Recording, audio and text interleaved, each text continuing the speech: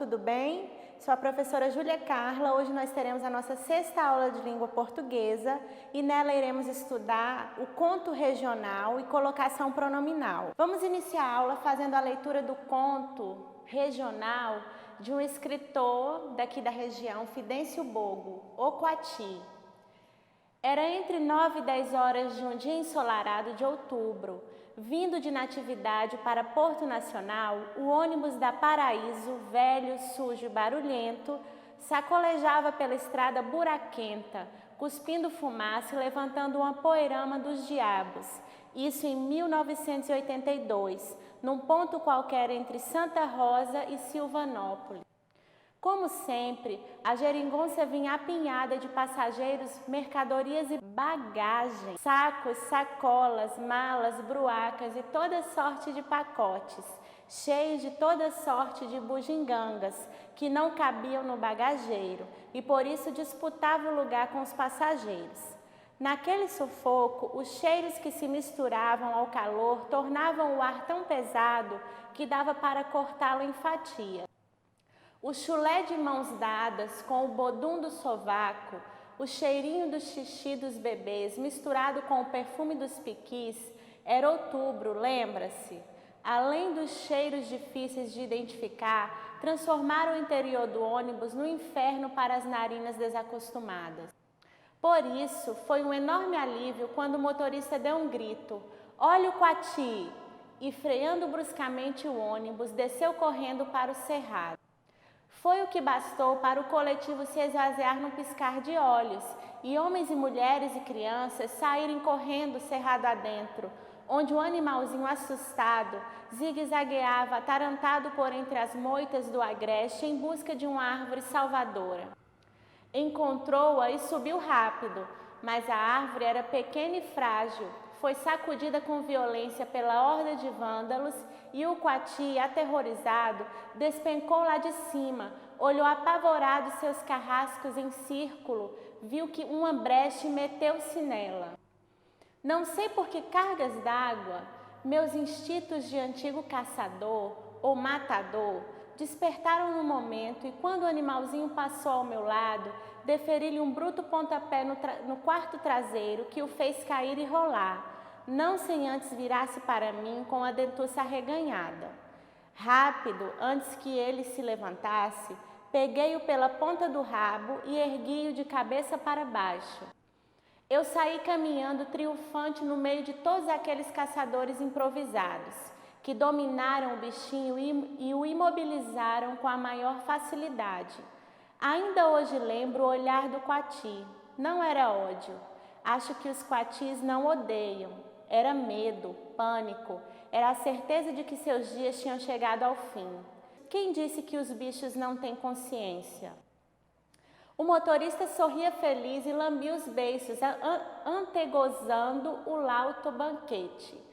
Terminada a gloriosa batalha, o ônibus roncou e seguiu o caminho.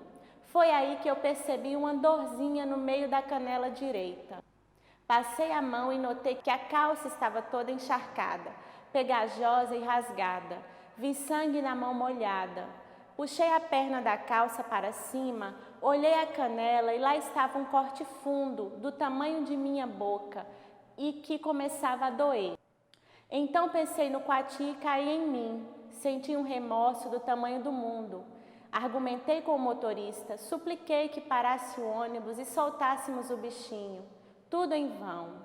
O resto da viagem foi um tormento muito mais pelo tardio arrependimento do que pela dor da ferida, que ficava cada vez mais forte. Chegando ao destino, Porto Nacional, fui ao Hospital São Vicente de Paula para o curativo. Levei 5 pontos e me levaram um bom dinheiro. Ainda hoje, quando recordo o episódio, sinto remorso danado e tenho raiva de mim mesmo. Eu era seguramente a pessoa mais culta naquele ônibus, sabia das coisas. Devia ter me valido de minha autoridade e impedido o crime. Não, fui o principal criminoso. Não fosse por mim, homem, rei da criação, animal racional, o animalzinho irracional, o coatizinho, estaria vivo e feliz, solto pelo cerrado, inofensivo, emprestando à linda natureza de começo das chuvas a graça do seu jeito maroto descontraído, pondo vida e movimento na verde placidez da paisagem. 5 pontos e uma cicatriz, bem feito.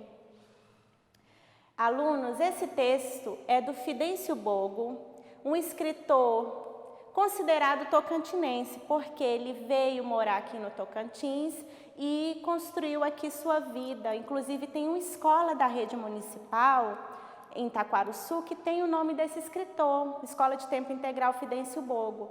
Então esse escritor ele é muito importante para nós aqui que moramos no Tocantins, porque ele tem uma narrativa, uma obra, ele escreveu poesia também, que sempre tem esse tom regional, que mostra as características da nossa região. Então vocês viram nesse conto as características da nossa região representadas tanto de forma geográfica, como também expressões que representam a cultura do povo daqui do estado e os costumes. O Fidêncio Bogo, ele é do sul, mas veio morar aqui. E ele ia ser padre, desistiu de ser padre, se tornou professor universitário, foi um dos fundadores da Unitins, trabalhou também na Universidade Luterana e membro da Academia Tocantinense de Letras, da Academia Palmense de Letras, e deixou a sua obra como um presente para nós, certo? Então vamos ler mais textos de escritores regionais. Nesse conto, nós podemos observar essa característica peculiar do regionalismo. Quando vocês chegarem ao ensino médio, no próximo ano, vocês irão notar essa presença do regionalismo na literatura. Muitos movimentos literários trazem essa pegada aí regional. Então, a gente vai conseguir identificar isso em vários textos que iremos ler daqui para frente. Vamos fazer as questões de interpretação do conto, o Coati.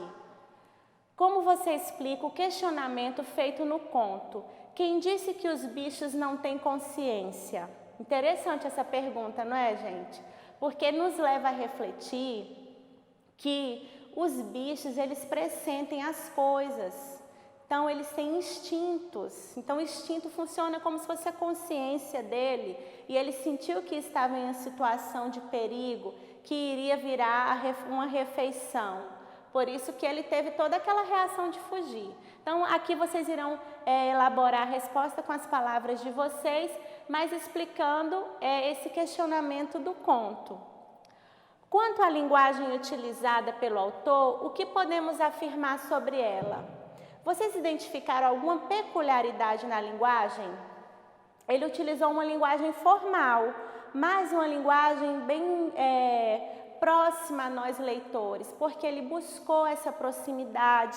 Esse texto dele é um texto que foi escrito para mostrar essa situação que ele viveu, para contar essa situação que ele viveu. Então, é um texto leve, tem uma linguagem formal, mas simples. Não é assim um formal que chega a ser erudito, é um formal próximo da simplicidade. Qual é o foco narrativo do conto? Quando eu falo em foco narrativo, eu estou perguntando o tipo de narrador. Narrador personagem, narrador observador, narrador onisciente. Nós vimos que o foco narrativo é em primeira pessoa, então temos um narrador personagem.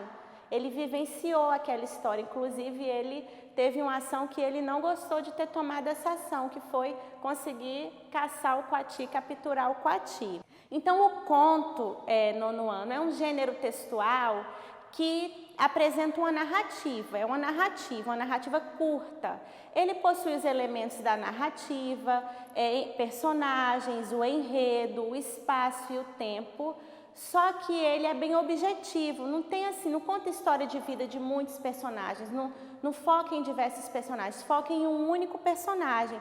Então é uma narrativa assim concisa, mais curta. Já o conto regional tem as características do conto, mas tem essa peculiaridade de mostrar a paisagem regional, os costumes de uma região, certo? Para o leitor. Então tivemos aí um exemplo de conto regional. Falei sobre o Fidêncio Bogo, essa imagem está no bloco de vocês. E vamos aqui para o conteúdo, para o outro conteúdo, além do gênero textual, que é colocação pronominal. A colocação pronominal, ela vai tratar da posição do pronome oblíquo átono na oração. O pronome oblíquo átono, ele pode se posicionar antes do verbo, depois do verbo ou no meio do verbo. Eles assumem a função de objeto, objetos da oração, complemento verbal, tá bom? Então, antes de vocês responderem aqui, analisar algumas orações comigo, então eu vou explicar isso aqui para vocês, ó. Essa nomenclatura. Então, nós temos aqui colocação pronominal, vai tratar da posição do pronome oblíquo átono na oração, sempre em relação ao verbo da oração. E quando o pronome estiver depois do verbo, nós teremos a ênclise. A ênclise é o normal, dentro da norma culta da língua. A ênclise é o natural, tá? Mas nós teremos situações em que nós utilizaremos a próclise. O pronome vai vir antes do verbo. E nós iremos utilizar a próclise quando não pudermos utilizar ênclise, tá? A próclise, ela vai acontecer quando tiver palavras que atraiam o pronome para perto dela. Palavras negativas, palavras com sentido negativo, não, nunca, jamais. Elas puxam o pronome, conjunções subordinativas. Em orações optativas, orações que expressem desejo, nós utilizaremos próclise, o pronome antes do verbo. Outra situação também, palavras negativas, conjunções, frases optativas, no geral, e também quando nós tivermos pronomes interrogativos, pronomes relativos, pronomes indefinidos, eles também atraem o pronome oblíquo átono, fazem com que ele fique na situação de próclise antes do verbo. Muitas vezes a gente fala, me empresta o lápis, me empresta a borracha. Na linguagem informal, na nossa linguagem do dia a dia, tudo bem, mas se for analisar dentro do viés da norma padrão, não tem nenhum termo que atraiu o pronome para antes do verbo. Então, dentro da norma padrão é empreste-me, certo? E temos a situação de mesóclise, que está caindo em desuso na nossa língua, mas vocês irão identificar o uso da mesóclise em textos mais antigos, certo? Textos mais antigos do passado, a gente vai ver o uso da mesóclise, que é quando o pronome oblíquo átono está no meio do verbo, tá? A gente quase não usa mais hoje em dia a mesóclise. E a mesóclise irá acontecer quando o verbo estiver no futuro do presente ou no futuro do pretérito. E quando não estiver nenhuma situação de próclise, nenhuma palavra que atrai o pronome. Agora, vamos entender a colocação pronominal no texto que nós analisamos, tá? Que nós fizemos a leitura. Tem aqui algumas orações do texto que tem essa situação de colocação pronominal. Então, eu tenho aqui, ó, encontrou-a e subiu rápido. Temos aqui o pronome oblíquo a. Encontrou-a. Temos aqui o pronome oblíquo depois do verbo. Olha o verbo aqui, encontrou. Então, eu tenho ênclise. Deferiu-lhe um bruto pontapé no traseiro que o fez cair e rolar. Deferir é o verbo, olha o pronome oblíquo depois do verbo. Outra situação de ênclise. Mas e aqui? Fez é o verbo. O pronome está antes do verbo. Então, eu tenho próclise. Tenho a situação de próclise. E por que próclise? Olha aqui o pronome relativo que atraiu o pronome oblíquo, tá? Temos uma situação de próclise. Ó. Aqui, peguei-o pela ponta do rabo e ergui-o de cabeça para baixo. Então, temos aqui o pronome oblíquo após o verbo, situação de ênclise. Vocês viram que não teve nenhuma situação no texto de mesóclise, porque realmente é utilizado na linguagem mais antiga, tá bom? Tem aqui um complemento, gente, nos slides. Ó, os pronomes pessoais oblíquos, átonos, me, te, se, o, as, nos, vos, podem estar em 3 posições em relação ao verbo a qual se ligam. Então, são esses pronomes que irão fazer essa função de complemento verbal, se posicionando depois do verbo, no meio ou antes. Dessa forma, a colocação pronominal é a maneira como se dispõe os pronomes pessoais oblíquos átonos em relação ao verbo. As posições do pronome pessoal oblíquo átono em relação ao verbo ao qual ele se liga denominam-se ênclise, próclise e mesóclise, que eu expliquei para vocês lá no quadro. Ênclise, o verbo é colocado, o pronome é colocado depois do verbo, a gente separa até com hífen. Próclise, quando é colocado antes do verbo, e mesóclise, quando é colocado no meio. No geral, eu vou usar ênclise. Quais situações que farão com que eu use próclise? Palavras que atraem um pronome. Pronomes relativos, interrogativos indefinidos, conjunções subordinativas, em frases optativas, em orações que expressem desejo. E é isso. Espero que vocês tenham entendido. Colocação pronominal é um assunto que requer bastante atenção, mas tenho certeza que com o estudo vocês irão compreender melhor. Então, até a próxima aula e um forte abraço.